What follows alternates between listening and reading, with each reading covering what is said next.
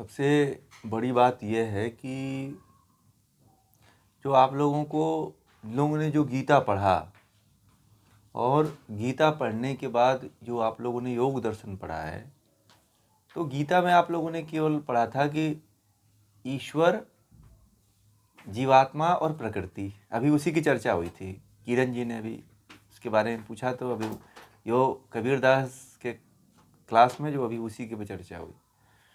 तो गीता में मैंने आप लोगों को पढ़ाया था त्रैतवाद, कि जीवात्मा, प्रकृति और ईश्वर। और गीता पढ़ाने से पहले आपको ये सिद्धांत मैंने आप लोगों को समझाया था कि इसको आप लोग ध्यान में रखिएगा, इस सिद्धांत को, तो ही आप गीता समझ पाओगे। ये क्लियर हुआ? इतनी बातें मेरी। मैं आप लोगों को कहा था ना, 3 पदार्थ अनादि हैं, और 3 पदार्थों को अनादि है ना, और तीनों को जब तक आप, ये भी मैंने आपसे कहा था कि तीनों को जब तक आप अलग अलग नहीं जानोगे तब तक आप मुक्त नहीं हो पाओगे। इतनी बात कहा था ना गीता में। बोलिए सुनीता जी, कहा था ना? बराबर है।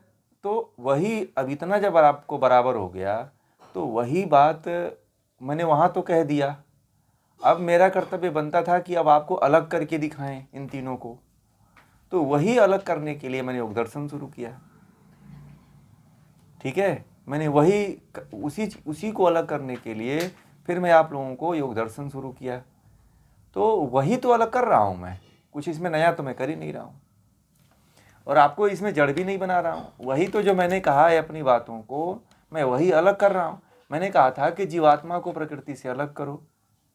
ठीक है, पहला सिद्धांत मैंने कहा था कि जीवात्मा से प्रकृति को अलग करो, तो वही तो मैं कर रहा हूँ। आपको मुक्त तभी होएंगे जब आप जीवात्मा से प्रकृति को अलग करोगे। मैंने वही सिखाया कि आप मिथ्या ज्ञान में हो।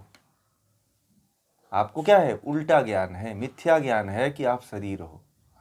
आप शरीर तो हो नहीं। जब 3 पदार्थ अनादि हैं तो तीनों पदार्थों को अलग करेंगे तभी हम मुक्त हो पाएंगे ना, तभी हम एक को जान पाएंगे ना। और मान लीजिए कि दूध है, तो मैं कहूँ कि दूध में घी है और मक्खन है, दोनों है, तो कैसे कह दोगे? आप कहोगे उसको कि दूध को देख करके घी मक्खन कहोगे कि इसमें घी मक्खन दिखाई दे रहा है? नहीं कहोगे ना। इसको लिए क्या करना पड़ेगा? मथना पड़ेगा, दही जमाना पड़ेगा, फिर मक्खन निकालना पड़ेगा, उसके बाद घी निकलेगा ना। तो वही तो काम हम कर रहे हैं। फिर अब दोनों को मथ के अलग कर रहे हैं कि दोनों अलग अलग हैं भाई। घी अलग है, मक्खन अलग है, दूध अलग है, तीनों अलग अलग हैं और दिखते। और हमने क्या मान रखा है कि दूध ही सब कुछ है, दूध को सब कुछ मान रखा है। परंतु इसमें 3 पदार्थ हैं और तीनों को जो अलग जान गया और तीनों को अलग अलग जान करके जो मजा लेता है वही मुक्त होता है। मैं कहूं कि दूध पी लो, घी खा लोगे तो आपको मजा आएगा? बताओ। आप दूध पी लो, घी मक्खन का मजा ले लेना, तो आपको मजा आएगा? नहीं। हाँ, तो दूध से बनते हैं तो दूध, ये तीनों अलग अलग नहीं, एक नहीं है। आपने बहुत अच्छी बात कही, परंतु ये तीनों एक नहीं है। हम तो एक उदाहरण दिया आपको कि तीनों को अलग अलग करना है। और दूध से मैंने केवल अलग अलग एक कंसेप्ट उदाहरण दिया कि ये तीनों एक नहीं है, परंतु ये एक हो गए हैं दूध के द्वारा। दूध ने सबको मिला दिया है। ठीक है, और इसी को हमको अलग करना है। तो अलग करने के लिए क्या हुआ है कि हमने इतना धारणाएं और इतने विश्वास बना लिए हैं, इतना विश्वासों की दीवारें खड़ा कर रखी है, इतने अज्ञानता की दीवारें खड़ा कर रखी है कि हम शरीर को ही आत्मा मानने लगे हैं। मैंने कहा कि शरीर भी एक मिथ्या ज्ञान नहीं है, आपका पूरा जीवन ही मिथ्या ज्ञान है। जिस जीवन को आप जी रहे हो,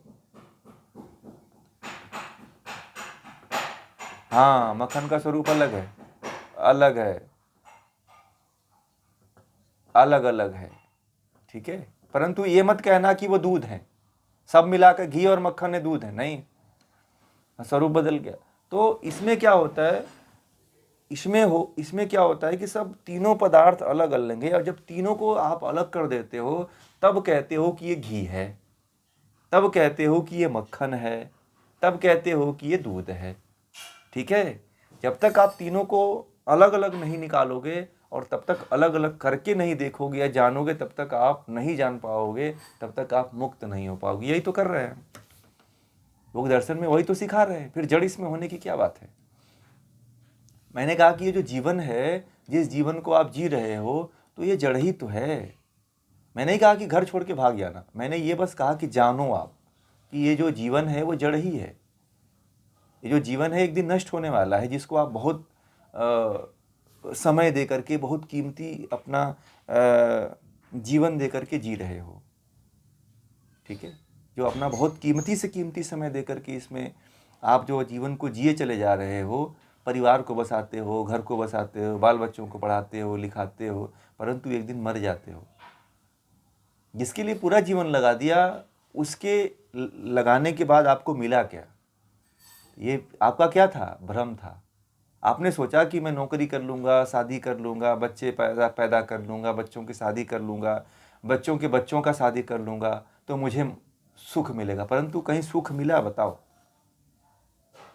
किसी का सुख मिला? जब आप कुंवारी थे, जब आप लोग की शादी नहीं हुई थी, तो कहते थे कि शादी हो जाता तो बड़ा अच्छा रहता। शादी होने के बाद अच्छा लगा, और झगड़े बढ़ गए, और पीटा पीटी हो गया, मार पीटी हो गई, और कलह द्वेष हो गया, और एक दूसरे से शिकायत हो गए। तो सुख मिला कि दुख मिला? दुख ही मिला। और जीवन भर आदमी शादी करने के बाद एक दूसरे को कोसता ही रहता है कि मैं नहा किसके साथ फंस गया, फंस गई, मेरी शादी कहीं दूसरी जगह हो रही थी। पर अब उसमें भी सोचता है कि शादी हो गई, तो उसको भी उसमें संतुष्ट नहीं होता है। कहता है कि मेरे माँ बाप कहीं दूसरी जगह शादी कर रहे थे, हो सकता है कि वहां मजा आ जाता।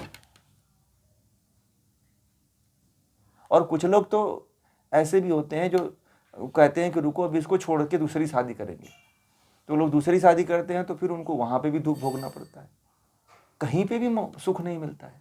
बेचारा जैसे मृग की भांति जो है ना दौड़ता रहता है, मृग जो है बन बन बन, वैसे ही जो है मनुष्य भी जो है सुख के लिए इधर उधर दौड़ा करता है, परंतु सुख कहीं नहीं मिलता है।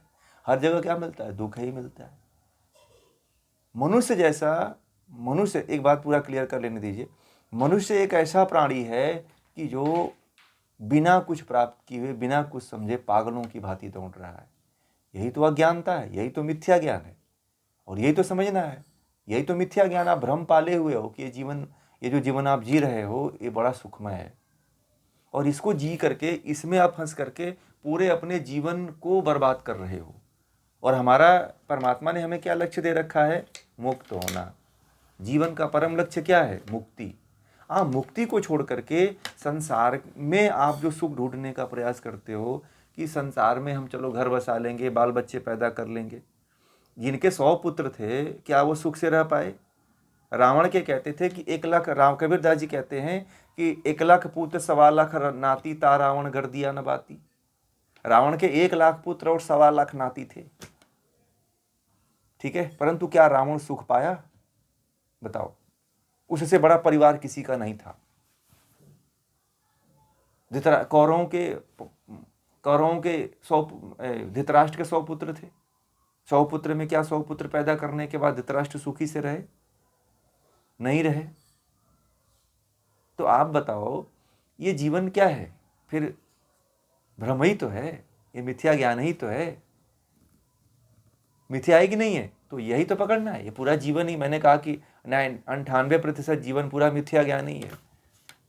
आप पूरा जीवन आप जो जी रहे हो वो विपर्य वृत्ति में जी रहे हो। फिर जब इतना आपको पता चल गया, तो फिर आप प्रकृति में उलझोगे ही नहीं, फिर आप प्रकृति को अपना मानोगे ही नहीं, फिर आप प्रकृति से अलग होने की कोशिश करोगे। इतना जल्दी नहीं आप निकल पाओगे कि तुरंत आप बैरागी हो जाओगे, तुरंत सन्यासी हो जाओगे। इसको छुड़ाने में बहुत समय लगता है। ठीक है, मैंने कहा था ना कल, एक लपटैना होता है जो कपड़े में जब फंस जाता है तो वो छूटता नहीं जल्दी, वैसे ही ये भी नहीं जल्दी छोड़ते हैं सब। ठीक है, जैसे मान लीजिए कि एक छोटा बच्चा अपने माँ को पकड़ लेता है और उसका साड़ी पाता है, उसके कपड़े जो भी पाता है, उसको ऐसे नाखून से पकड़ता है कि खींचो तो वो साड़ी खुल जाती है, कपड़े फट जाते हैं, परंतु बच्चा अपने हाथ से नहीं छोड़ता। वैसे हम बंधे हुए हैं इन विषयों से, ये भी हमें नहीं छोड़ते। खींच खींच करके, पीट पीट करके, मार मार करके निकालना पड़ता है। आप इतना, ये तो अभी आपको बता रहे हैं, आपको मैं ज्ञान दे रहा हूँ। अभी आप निकले नहीं हो इससे। आप सोच लेते हो कि निकल गया तो बहुत गड़बड़ हो जाएगा। अरे आप पहले सुनो तो, पहले आप निकाल के दिखाओ। इतना अगर आपके पास बल है, पहले तो ज्ञान, हाँ, घूम घूम के आप वही करते हो, घूम घूम के आप वही करते हो, बार बार इतना ज्ञान उपदेश डेली सुनते हो, परंतु करते हो वही, उसी में फिर जकड़ जाते हो। ऐसा ये फेविकोल है कि जो आपको चिपका लेता है अपने तरफ। बार बार उसी संसार में फंस जाते हो और उसी के लिए पूरा जीवन आप कर्म करते हो। तो ये क्या है? मिथ्या ज्ञान ही तो है। बताइए, अब समझ में आई बातें? क्लियर हुआ कंसेप्ट?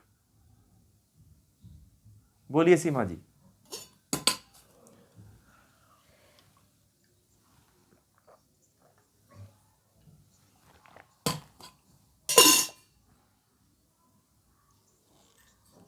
छोड़ना थोड़ी है, आप मन से छोड़ दो ना। आप परिवार को थोड़ी छोड़ने की बात कर रहे हैं।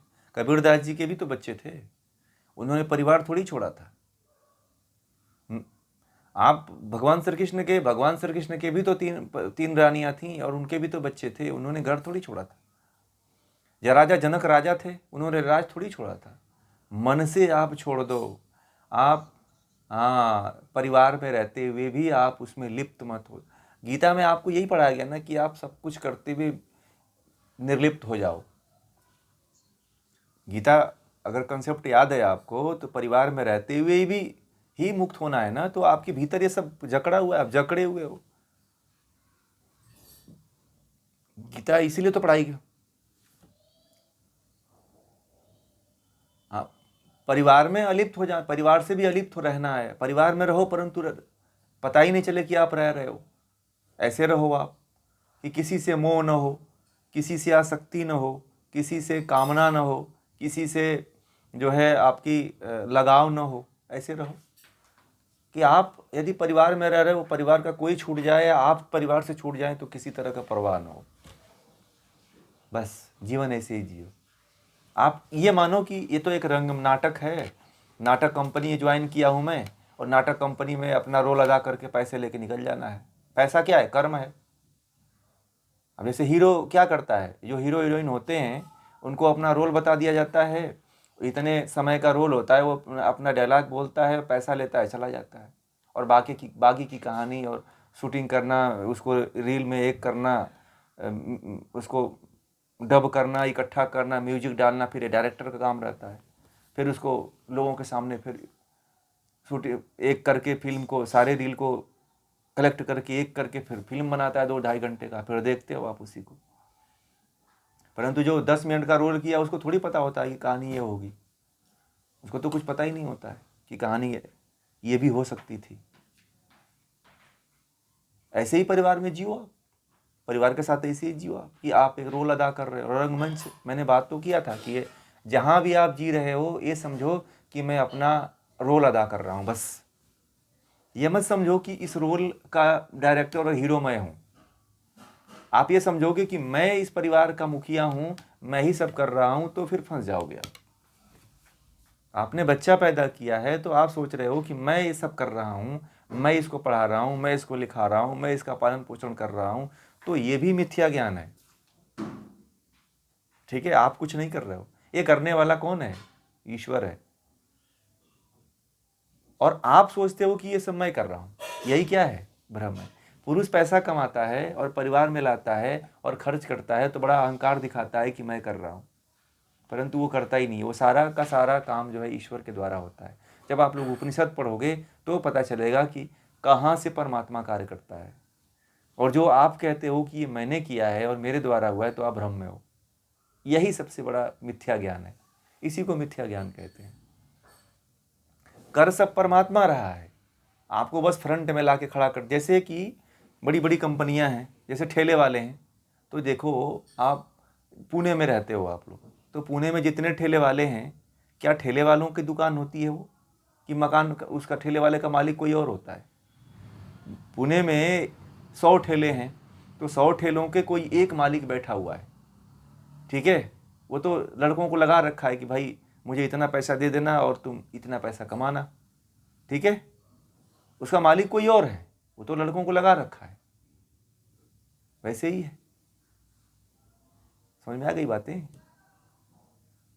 और आप मानते हो कि ये तो मैं करके ला रहा हूँ, परंतु सारा खर्च कौन दे रहा है? उन 10 ठेलों के बेचने वाले को, हैं? वो कोई जिसका मालिक है वो दे रहा है सब कुछ। परंतु जो खाने वाले होते हैं वो सोचता है कि ये जो बेच रहा है ना, यही सबसे ज़्यादा पैसा कमाता है। नहीं, उसके पीछे उसका दादा कौन बैठा हुआ है? महलों में बैठा हुआ है। ये तो बेचारे बस ठेला लेकर के उसके ठेले को और वहाँ सड़क की व्यवस्था को वो बनाए रखता है, वो जो उसका मालिक होता है। ये तो बस बेचते हैं, बेच करके चले जाते हैं, इनका जितना पैसा होता है ले लेते हैं और मालिक को दे देते हैं। इनका बस इतना ही काम होता है। मालिक को ठेले से, मालिक का ठेला बोल देता है कि मुझे 5,000 चाहिए, उसके बाद जितना तेरा आता है तू ले लेना, मुझे नहीं मतलब। ठीक है, अब 5,000 वो दे करके फिर अपना मुनाफा कमाता है।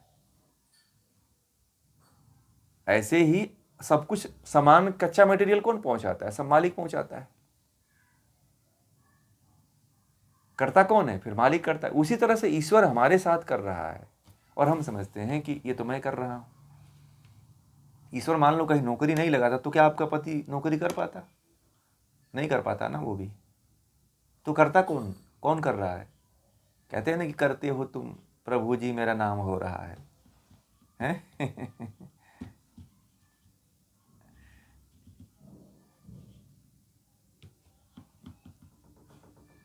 तो ये सारी बातें हैं। तो इसीलिए आप इस चीज़ को, इस कंसेप्ट को आप लोग गहराई से समझ जाइए।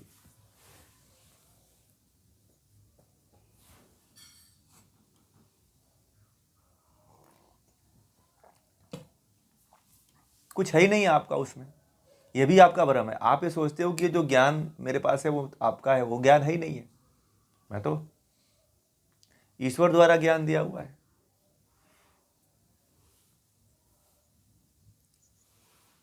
हाँ, उसी से कर्म,